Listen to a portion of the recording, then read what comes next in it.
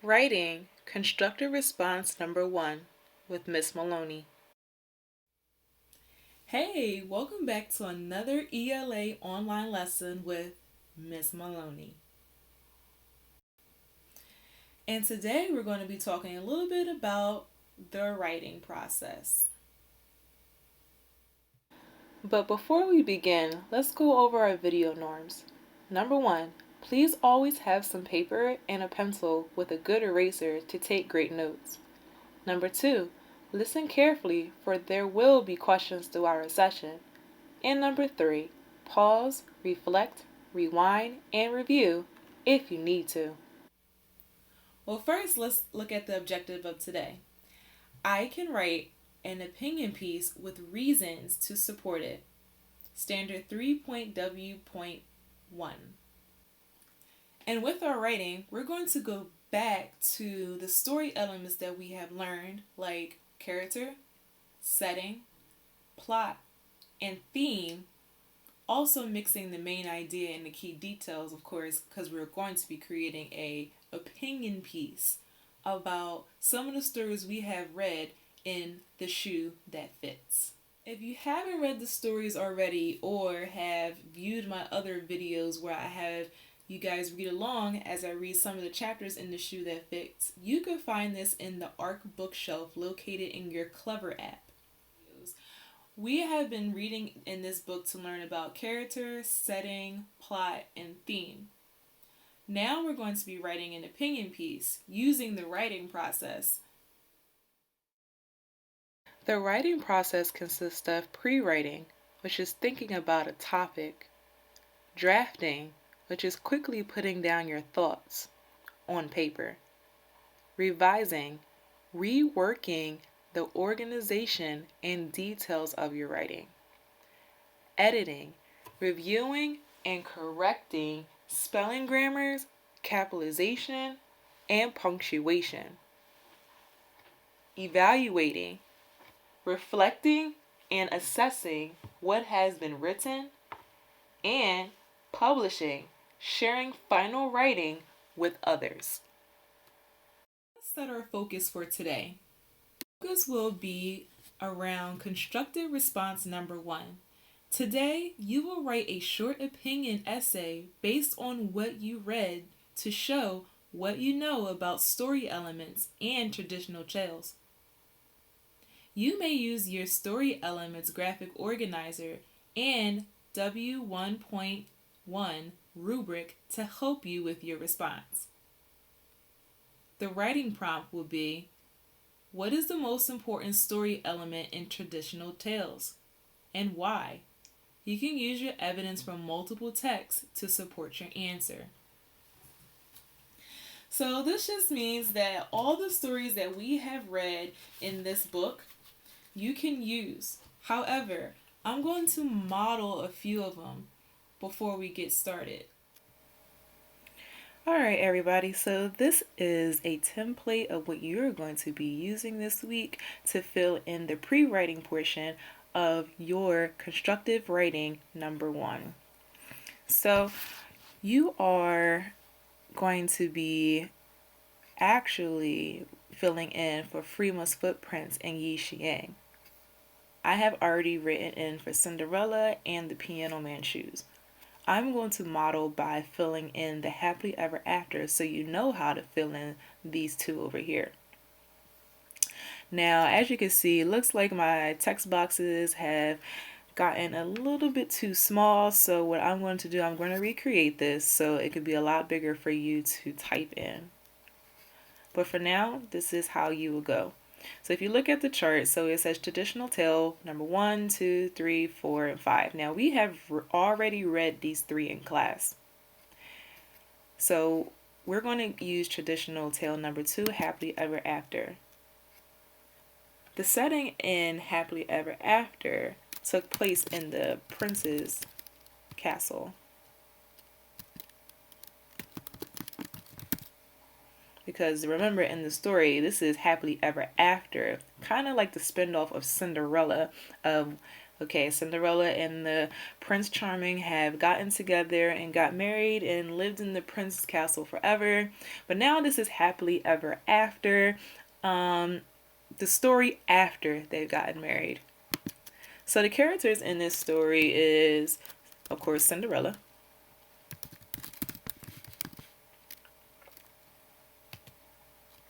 the prince,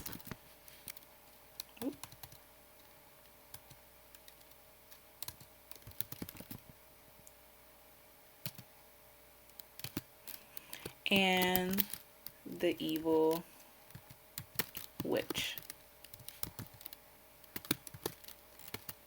The person who's actually being the narrator of the story.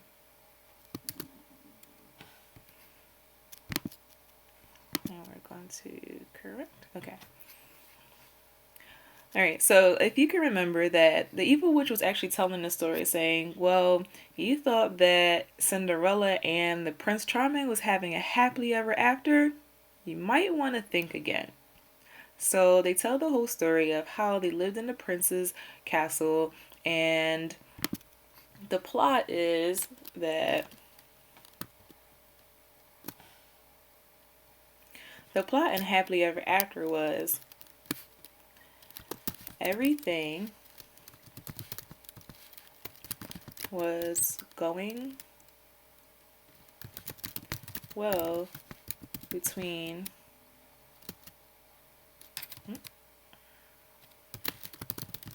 Cinderella and the prince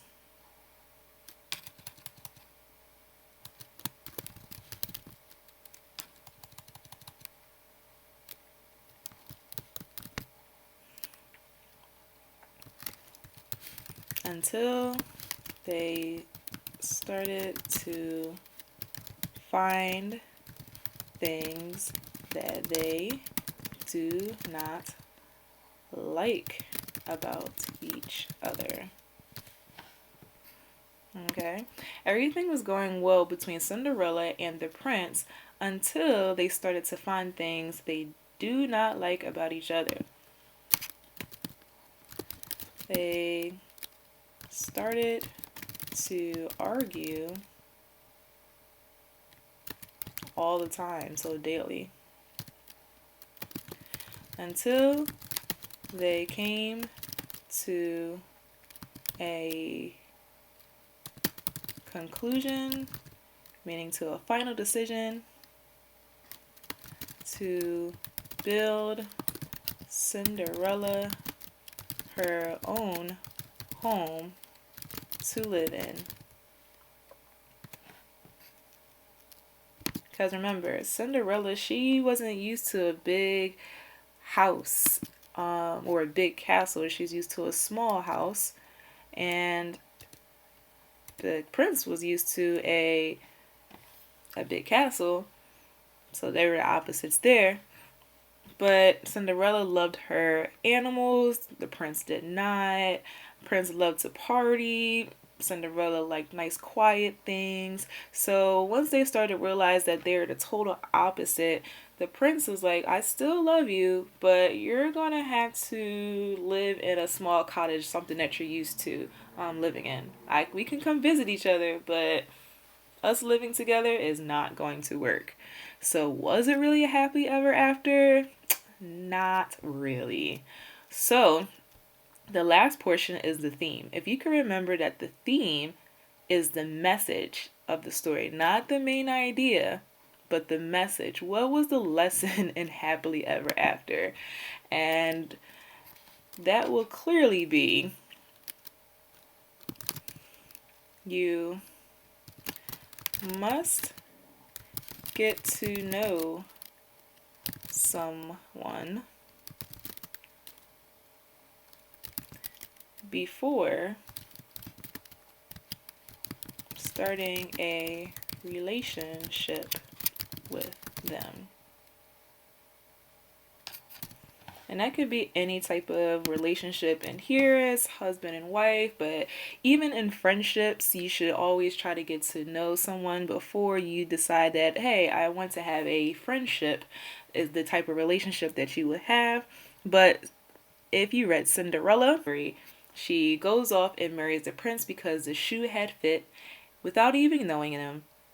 Because he was so handsome and everybody loved him in the land, her happily ever after did not become a very happily ever after because she didn't get to know him at first. So, silly story, but this is how it goes. So, as you can see, I have read that book already.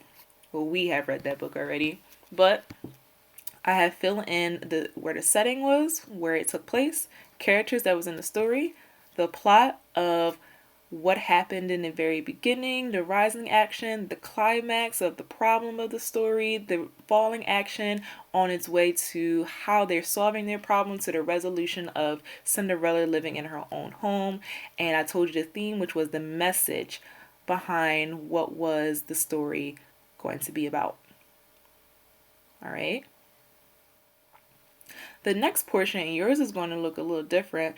You are going to tell me what is the most important story element in traditional tales. Now, these are all traditional tales, okay? But you are going to explain to me what you think, because it's an opinion piece.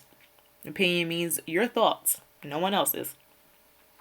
What is the most important story element in traditional tales and why? And I want you to use evidence from multiple texts to support your answer. Multiple meaning more than one. So what you're going to do is that you're going to read or reread Freema's Footprints and fill in the graphic organizer. And you're going to read Yi Cheyenne and fill in the story elements for that story. And you're going to write 2 paragraphs, one about Freema's Footprints. What do you think is the most important elements in traditional tales and why, based off of Freema's Footprints? And same thing for Yi Cheyenne. Now that you have filled out your graphic organizer for your pre-writing part, you are now going to go to the drafting portion. So this is something that I have drafted up. You will put your name, the date that you've done it, and the question will be up at the top of what is the most important story element in traditional tales and why? Use evidence from multiple texts to support your answer. So then you will have a big text box below to where it says type your draft and response in the box below. So you might want to start off, it's going to start off as blank, but I wrote the most important story element is, because that is the first question, I will put the story element and because, explaining your reason why. And I have compared or had the multiple texts that I've used was Happily Ever After and The Piano Man Shoes. I wrote the theme for both, the characters, and the setting for both. Now, you can write a lot more if you are jotting down just your ideas of how you want to write your response, because remember, it needs to be 2 paragraphs. So I would use this one for my first one, explaining why the most important story element, and The Piano Man Shoes would be my second paragraph, explaining using multiple text. Okay? So after going and reading it over again, taking my notes from my draft and explaining it in my response, I can now say that I am 100% finished. So I can now go to the evaluating and the publishing portion where I will then press submit my work and you will be completed. So at the end, you are creating your response by using the writing processes of pre-writing, drafting, editing, evaluating, and then publishing. You'll be doing this throughout the entire week, where every day you'll be doing a portion of the writing process. You are not writing the whole thing at once. So on Monday, you will be doing pre-writing. Tuesday, you'll be doing drafting. Wednesday, you will still be doing drafting and maybe some revisions and editing. Thursday, you will be still revising and editing. And Friday, you will be evaluating your work by rereading it over again and then clicking the I am done or mark as done button for your publishing. Please make sure you read both stories very carefully and fill out the graphic organizer. Make sure you write a draft so I know what components that needs to be in your response. And make sure you check for spelling and grammar errors. So this week, keep on writing. Use all the story elements that we have learned about characters, setting, theme, and plot. Use them in your writing. Make sure your writing has great details, and I can't wait to see your responses. So, until next time.